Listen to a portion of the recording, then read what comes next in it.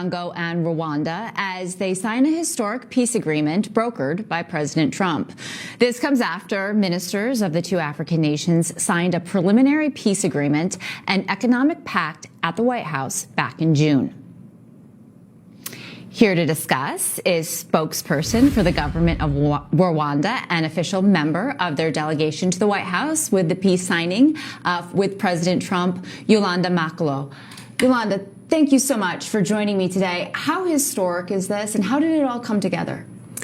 It's very important. This is the best chance for peace, for stability, and for prosperity that our two countries and the region has. It started because the DR Congo asked the U.S. government to mediate in this crisis, and we're happy to be involved in any initiative that will bring a stop to the conflict that has affected this region for 30 years. And this is why we're here, and we've reached this point. It's important, and we look forward to tomorrow, and we're cautiously optimistic that it will work out. Now, a lot of our viewers probably are not familiar with the conflict between Rwanda and the Congo. How long has it been going on? Why hasn't it been solved by now? What's at root of the conflict, and how did President Trump see some sort of resolution? You said it's been about 30 years of conflict. I mean, it's been 31 years actually, since a genocide happened in Rwanda in 1994. Mm-hmm. And the people who committed genocide in Rwanda fled to the DR Congo. Okay. They're still holed up there. We have at least 12 commanders who now lead a militia known as the FDLR that is intent on finishing what they started in 1994. That is a security problem for Rwanda. Rwanda is about the size of, it's actually smaller than the state of Maryland. The DR Congo is 4 times the size of Texas. Mm-hmm. So this is an important security threat for us that we've been trying to prevent from crossing over to Rwanda in the last 31 years.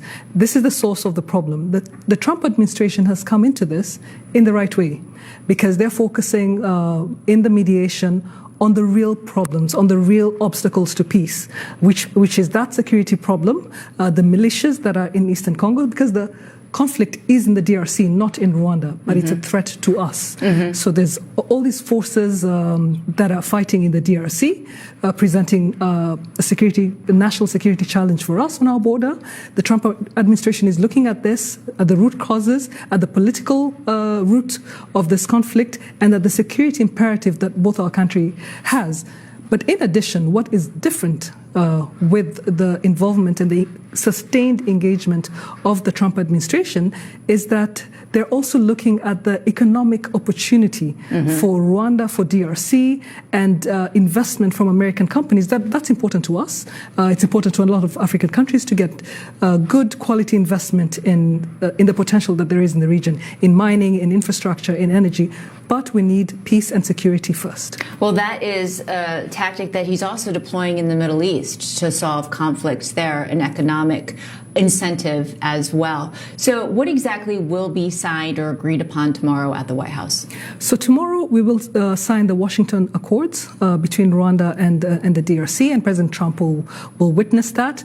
It's the culmination of steps that we've been taking since we signed that preliminary agreement at the end of June. It's a really important step. It signals that the U.S. government continues to be engaged in this in the right way, and that they're keeping an eye on this, which is really important, and we hope they continue to keep engaged and accompany this process to the end. Since the initial agreement came together in June, from June until we're now in the month of December, how have things been going between the two countries? Some things have improved, but there's still a lot of work to be done. There's still ceasefire violations ongoing. These have to stop. There's and the DRC government has to do what they have promised to do. Mm-hmm.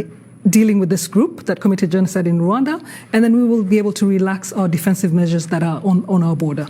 Well, thank you so much for joining me today. We appreciate your insight, and this is a historic deal for the president as well as Rwanda and the two countries in Africa. So we really do appreciate it. Thank you. All right.